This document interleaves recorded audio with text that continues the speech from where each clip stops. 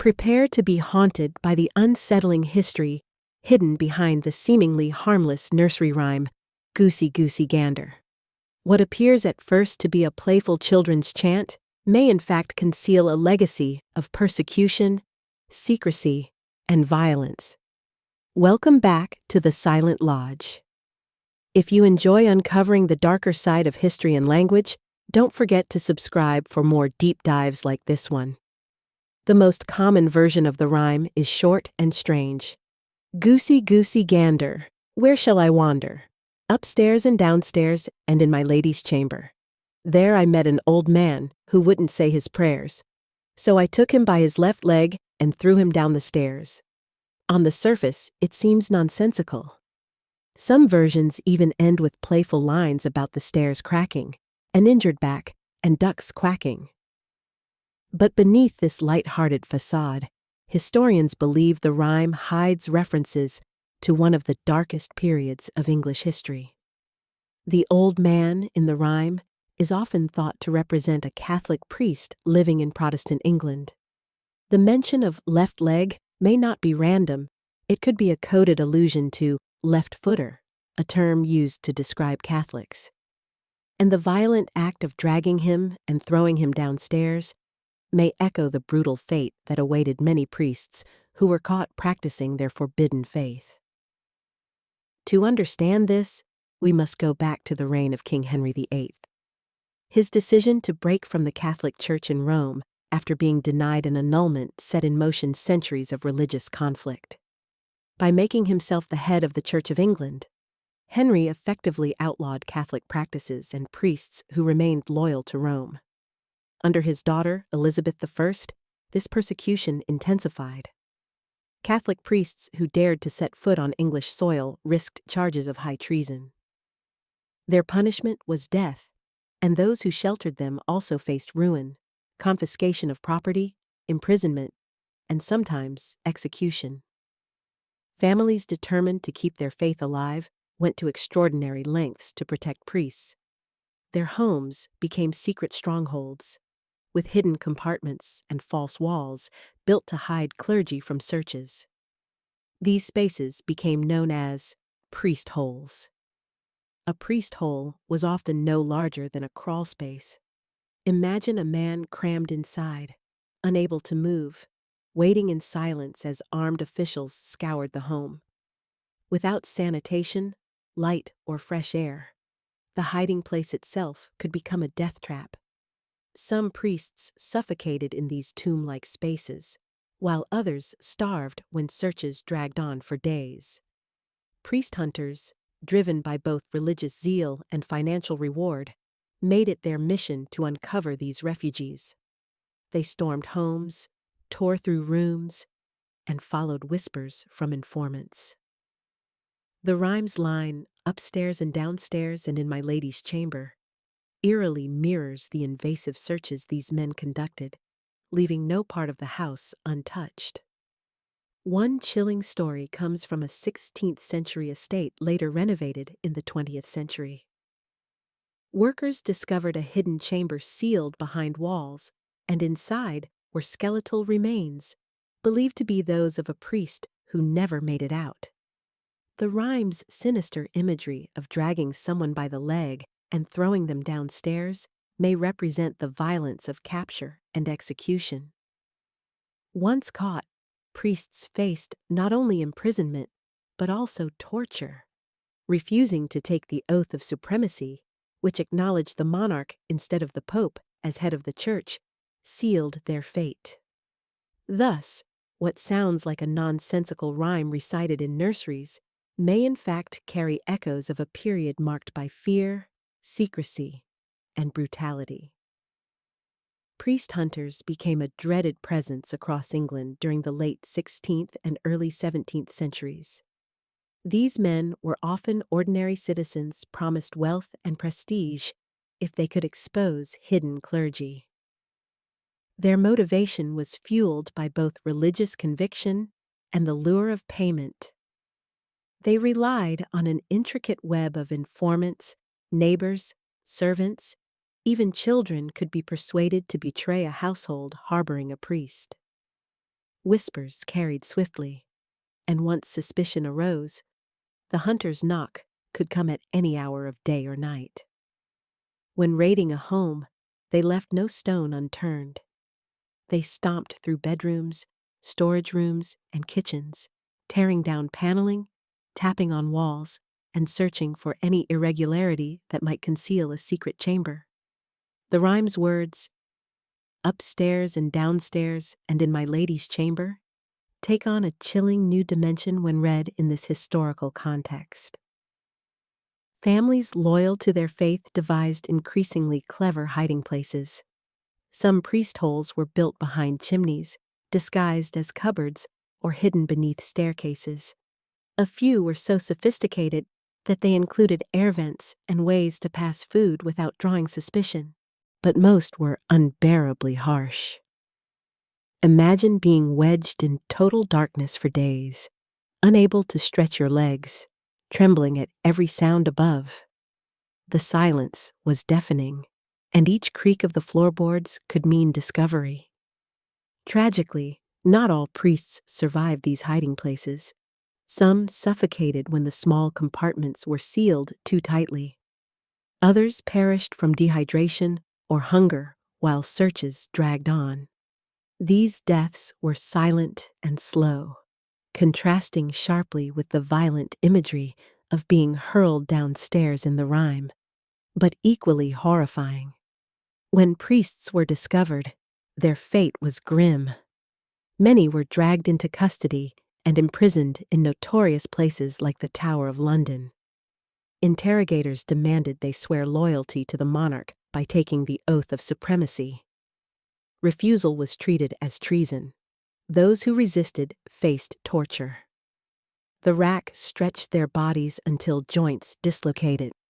Other methods crushed bones or deprived them of sleep for days. These acts were designed not just to break the body, but to destroy the spirit. Execution was even more brutal.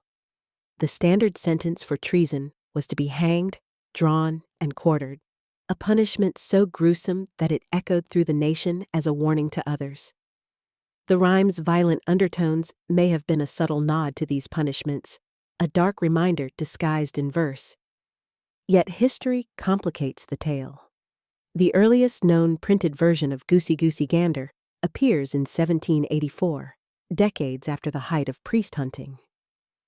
This version is missing the now famous conclusion about stairs and quacking ducks. Instead, it references something quite different: a cup of sack and a race of ginger. This suggests that the rhyme may have evolved by blending with others. One influence may have been Father Longlegs, a verse chanted by children in the 1780s. In this rhyme, a crane fly that couldn't say his prayers is seized by the leg and thrown down the stairs, a striking similarity. Another possible influence is the rhyme, "The Parson in the Pulpit," which mocked a clumsy minister who tumbled during prayer. Its imagery of stairs cracking and backs breaking echoes the familiar closing lines of Goosey Gander. Taken together, these rhymes appear to have merged, forming the darker and more violent version that became popular in nurseries. Far from innocent nonsense, it was a patchwork of verses shaped by centuries of religious conflict, folklore, and children's games. By the late 18th century, Goosey Gander was no longer just a whispered warning. It had become a part of English cultural memory, its sinister undertones hidden beneath the sing-song rhythm of a children's rhyme. Unearthing the origins of nursery rhymes is never simple. They were passed down orally for generations before being written, and along the way, verses often merged, changed, and picked up hidden meanings. Goosey Goosey Gander is no exception. The earliest printed version we know of dates to 1784, but its mention of sack wine and a race of ginger points to a much older context. Sack was a fortified wine imported from Spain and the Canary Islands that was wildly popular in the 16th and 17th centuries. Even Shakespeare's characters praised its virtues. By the 18th century, however, sack had disappeared from use, replaced by new styles of wine. This small clue suggests that Goosey Gander may actually trace its roots back 2 centuries earlier, when sack was common and ginger was widely regarded as both a spice and a medicine. Its presence in the rhyme may carry more significance than simple flavor. In Tudor slang, goose was more than just a bird. It was a euphemism for promiscuity, linked to philandering and prostitution. Similarly, a gander, the male goose, came to represent groups of men or rowdy bachelor gatherings, much like what we'd call a stag party today. Layer this with the imagery of wandering upstairs and downstairs and entering my lady's chamber, and the rhyme suddenly takes on a new, risque dimension. It begins to resemble a bawdy drinking song rather than an innocent nursery rhyme. The addition of ginger strengthens this interpretation. For centuries, ginger was believed to be an aphrodisiac. Combined with alcohol, it was thought to heighten desire. To mention sack and ginger in the same verse hints at a playful, if not scandalous, celebration of indulgence. Imagine a group of young men in the 1500s, cups of sack in hand, chanting a song filled with double meanings. What survives today as a children's rhyme may once have been sung in taverns or printed in cheap pamphlets, intended to amuse rather than to instruct. But the story doesn't stop with flirtation and innuendo. In Elizabethan London, certain areas south of the Thames became infamous for their brothels. The women who worked there were nicknamed Winchester Geese because their trade was licensed by the Bishop of Winchester.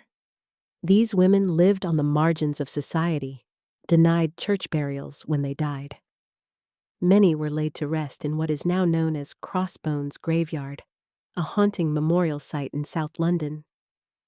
Here, among the outcast dead, the echoes of the term goose lingered in a darker light.